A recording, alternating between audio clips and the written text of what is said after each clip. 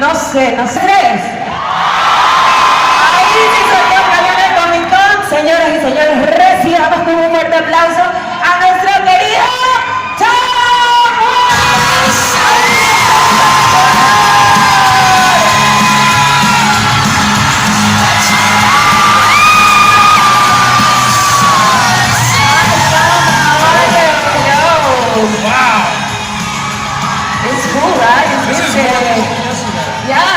hay más gente que ayer.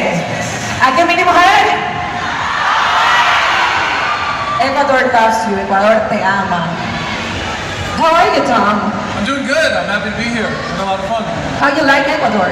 ¿Cómo te gusta Ecuador? ¿Qué tal? I love it. I want to see more. I want to go out to the Galapagos. I want to go to the capital. I want to get myself a Panama hat. You know, it shouldn't be a Panama hat, but yeah. No, it's not Panama hat. Me ha encantado Ecuador, tengo muchas ganas de conocer más, quiero ir a Galápagos, quiero ir a la capital y me quiero comprar un Panama hat, que son nuestros sombreros, que no deberían llamarse de Panamá porque son de aquí de Ecuador. ¿Sí o no? She's shouting, take me with you. To Galápagos. Bueno, let's go, let's do it. Bueno, vamos a hacer preguntas, yo tengo unas preguntas preparadas para Tom, y preguntar lo que quiera. ¿Están listos? ¿Ya tienen sus preguntas pensadas? Ok, más adelante cuando yo les diga your first character as an actor, right? Pretty much. Do you find any parallels between Clark learning how to use his powers as your own discovery of acting and entertainment? How was your journey for you? Yeah, for sure. You know, we do this, me and Michael Rosenbaum, who played Lex Luthor, we do this podcast where we rewatch the show. And about halfway through the second season in watching it, I could see that I was taking more chances as an actor a little bit and making more choices for myself. And I think that hopefully continued as I directed and spent the next 7 more years on the show. Yeah. Le pregunté que como ha dicho en varias entrevistas, Clark Kent fue su primer trabajo como actor. Entonces, si encuentra algún paralelismo entre Clark aprendiendo a usar sus poderes al igual que él, quizás descubriendo sus dotes como actor, ¿verdad? Dice que claro que sí, que él tiene un podcast, no sé si lo han visto, Talk Bill, con Michael Rosenbaum, que hace de Lex Luthor, y que ahí ha descubierto también y ha hecho un poco de retrospectiva en cuanto a, sí, cómo él fue descubriendo poco a poco y cómo se fue adueñando un poquito más del personaje y luego dirigir varios episodios también, ha crecido muchísimo. How did you build the character of Clark during that time? And what do you believe you brought to the character that wasn't on the script?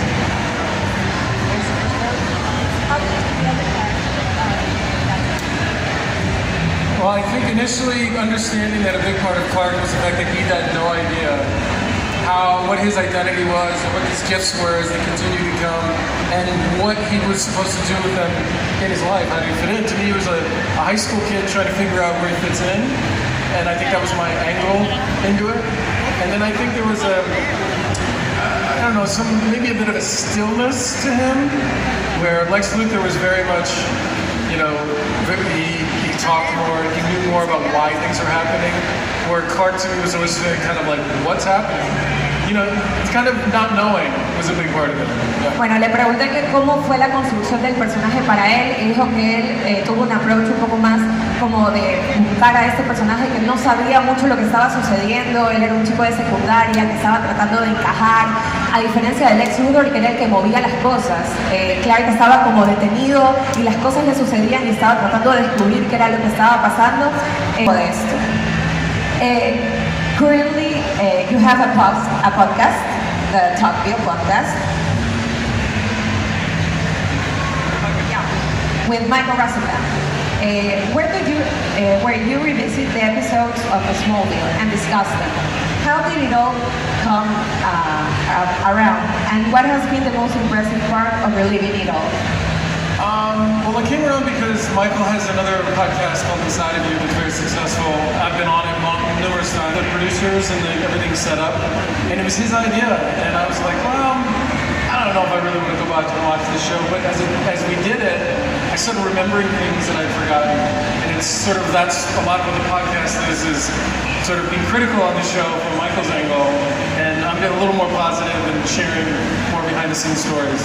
Bueno, le pregunté acerca de Talkville, de que cómo sucedió este podcast, por qué se dio, y me dijo que fue más idea de Michael, porque Michael tenía toda la infraestructura para poder hacer un podcast, porque él tiene ya un podcast, y que él lo hace más, Michael es como más analizando los episodios y él más contando anécdotas sobre este. Más viéndose nuevamente en pantalla. Oh, yeah. Eso es algo muy grande. But I think the show's really good. I think it holds up. I think that the way the actors are everybody already. So that was just walking into a show with no experience. The first episode I directed, I was in almost every scene. So directing myself was like, well, I gotta figure it out. And I think I made some changes the second time because in the beginning I realized I was spending less time on Clark's camera time or coverage and more time on the other actors. And we had this really great producer who actually talked to me before I did my second one. He goes, you have to turn that around. You have to do more shots of yourself, takes, than the other actor because you're doing both jobs and everybody's not going to think you're... Because the first time I was like, I don't want people to think that I'm only just shooting me and everything, but the truth is you have to do both. And a couple episodes I did after that, there were like maybe one day or two where I wasn't acting, but I could only direct, and it was great. You don't have to go to hair makeup. You don't have people touching you all day. You get to just like help everybody else out, and it's I really enjoyed it. It feels. Sorry, this is a long answer. When you're an actor, one of the first things they teach you is never to be happy or judge your performance. But what that means is you rarely get a sense of accomplishment for a scene. You're not supposed to be thinking about that. But as a director, you can say, we have it, we can move on. The sense of accomplishment is easier to grasp. Increíble. Bueno, le pregunté acerca de su experiencia dirigiendo, porque él dirigió varios episodios de Smallville. Dijo que la primera vez que dirigió fue un poco fácil porque él ya había estado varias temporadas en la serie y entrar a dirigir fue un poco más sencillo. Pero más adelante se le fue complicando un poco, incluso porque le tocó grabar muchas escenas en las que él estaba en escena. Y se dio cuenta un productor que se estaba él estaba grabando muchísimas más escenas de sus contrapartes y que se estaba excluyendo un poco más. Y el productor le dice, oye, tenemos que mostrarte más planos tuyos. Y eso se le complicaba un poco porque, bueno, tenía que ver todos los detalles. Además de eso, él también ve la diferencia entre actuar y dirigir, de que tú como actor no puedes juzgar a tu personaje, o sea, no puedes ver a tu personaje y juzgarlo, en cambio siendo el director, pues puedes ver a tu personaje y decir, bueno, ya podemos avanzar. Great, ¿estamos listos para preguntas? Sí. Me olvidé de mi bufanda, tenía una bufanda. It's hot. It is hot. It's hot for that jacket. You like it? I do. It looks very warm. No, it's not, actually. Okay, good. Me dice, no tienes calor con esa chaqueta. En realidad no. Ok, ¿estamos listos? ¿Sí? Tú. Oh, they have the microphone up there. Ya. Hola. Angie, ¿qué te parece si hacemos una fila de personas? Filita. Bueno, chicos, 10 personas, por favor, haciendo una fila. Por favor. A ver. En orden, despacio. 1, 2, 3. Una. A ver, mira, ya. Hasta el señor. Estamos Vamos, primera pregunta. Bienvenido Tom. Es un gusto tenerte acá. Aquí tienes tantas fanáticas aquí en la Comic Con, ¿verdad, chicas? ¿Qué es lo que te gusta de Guayaquil? ¿Cuál fue el plato que comiste aquí y te encantó?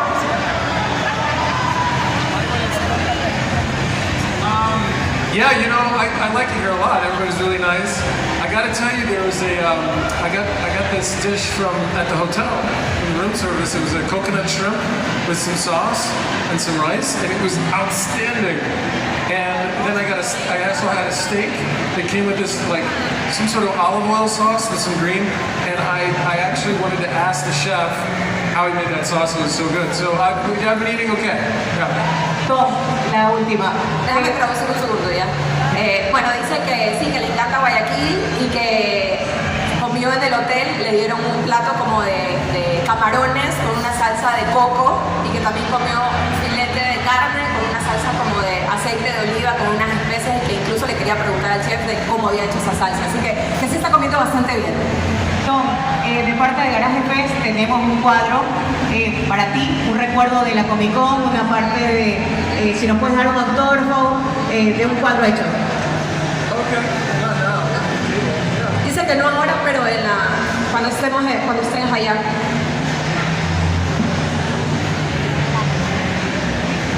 Hola a todos. Yo quiero saber de la serie de todos los poderes que tenías, ¿cuál fue el que más te gustaba? Oh, yeah, it's funny. We talked about this on Friday a little bit, where I always thought we'd be flying, but then my friend Michael Rosenbaum was like, yeah, but then your clothes would get dirty and it bugs in your face, you know, and people would want rides all the time. And so I was like, well, I guess those are kind of good points, but I think super speed would be fun. You know, I could just like zip around really fast. Oh, sorry, I thought I was choosing a power. Well, I guess what I like most about him is when he could use them to help other people. Yeah. Que, bueno, el poder que más le gustaba es cualquiera que lo haga. Or get his chores done faster at the house. His farm chores, all the work he had to do on the farm, he could just do them like.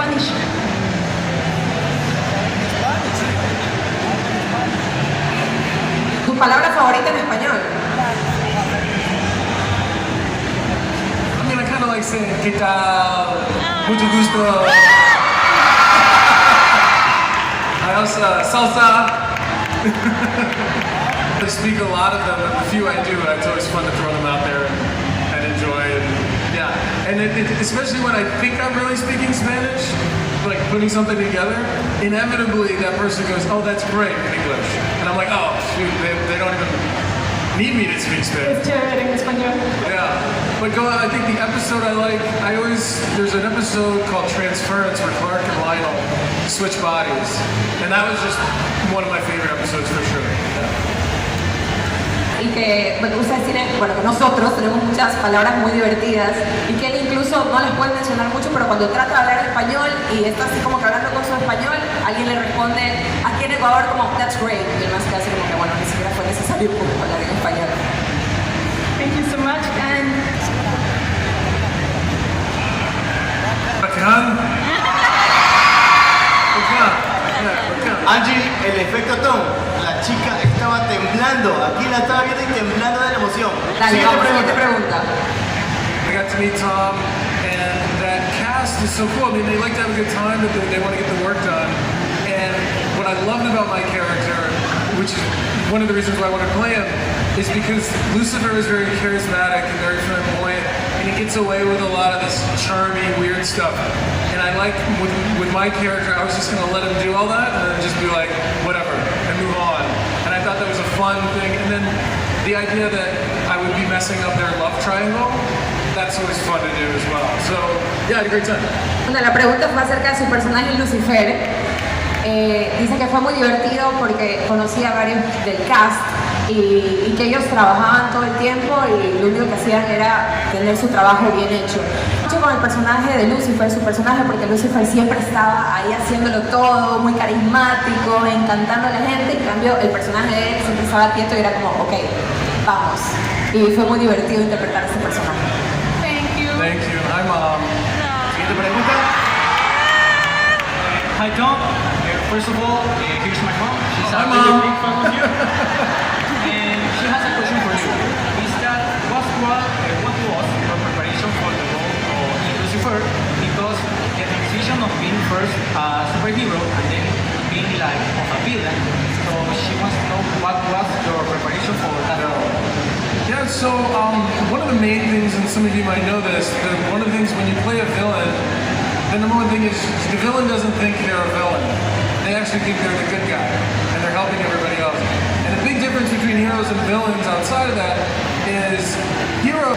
But so a big part of Cain was that he wasn't a bad guy, and I believed in his, or I chose to believe in his idea that he just wanted to die, like he was just done with it all.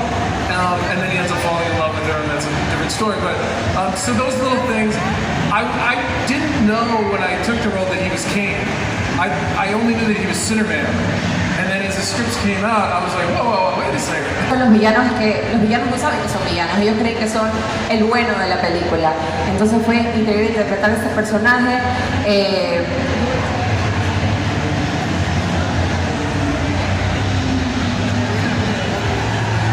Bueno, dijo que quiso decir pain, o sea, causar dolor, no abusar de la gente. Effectively. And I think the other thing that I like, to your second question with the acting, I really like sort of the bond that's created with the other actors in the crew. Because I see people now that I haven't seen in 15 years, but we worked on this instant bond because you've sort of been in this creative environment with them and trusted each other and were able to achieve, you know, the scene or the goal of the scene. And there's just a really cool respect that way. So that fraternity is very fun for me. Bueno, dijo que acerca del CGI, él cree que se han creado momentos muy importantes y muy interesantes en la pantalla, que él hizo hace mucho tiempo una película que se llamó The Fog, no sé si la vieron, sí, en donde la mayoría de los efectos se hicieron de manera práctica, tuvieron que construir toda la ciudad en miniatura, poder echar ahí todo el humo, y que fue súper increíble hacerlo, pero que el CGI también lo utilizaron en Smallville y que lograron escenas increíbles, creo que hasta el día de hoy se ven bien. Y acerca de la actuación, lo que más él disfruta de la actuación es la unión que se crea con el crew, con sus compañeros, esa fraternidad, y bueno, eso.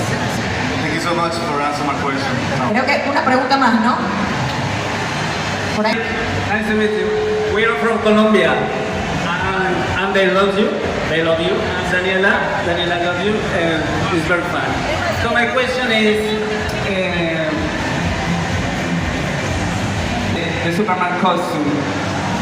It was your decision, or it was were you afraid about the Superman audition? It was my decision before we ever started. We actually put it in the contract that I wouldn't wear it. And the reason being is because to me the show was about a kid in high school. It was a show about Clark Kent and how he got to be Superman. It was not a show about Superman. And I'll tell you what, the first season they sent over a script where Clark puts the suit on. And I was like, guys, we're not doing this. And they were like, oh yeah, that's right, but thought we tried. But the show would have never gone to, we never would have had that show if I wore that suit. Okay, Yeah. I hope we see you in Colombia, okay? I love Thank you very much. See you, man. Thank you. Thank you very much. Bueno, la pregunta del amigo fue acerca de si es real que él no se quiso poner el traje de Superman en la serie, y dijo que sí, que él, una de las cosas que puso como en papeles al inicio de cuando comenzó a interpretar a Clark en su contrato fue que él jamás iba a utilizar el traje de Superman porque la serie trataba sobre un adolescente en la secundaria, así que él no iba a hacer el traje de Superman, pero que en la primera temporada recibe un guión en el que dice Superman se pone el traje. Y él dijo, chicos, no, o sea, firmamos un acuerdo. Y dice que viéndolo en retrospectiva fue lo mejor que pudo haber hecho porque la serie no hubiese sido la serie. Amigos y amigas, ha terminado el panel. Real quick, I just want to say thank you. You guys, you're all very beautiful people. It's a beautiful country and I want to come back someday. So thank you. Antes de irnos, quiero decirles que gracias, que son una gente hermosa, que esta es una ciudad increíble, un país increíble, que me encantaría regresar. Pongámonos de pie y levantamos las manos para que se vea todas las personas que vinieron al panel aquí con Tom Weller.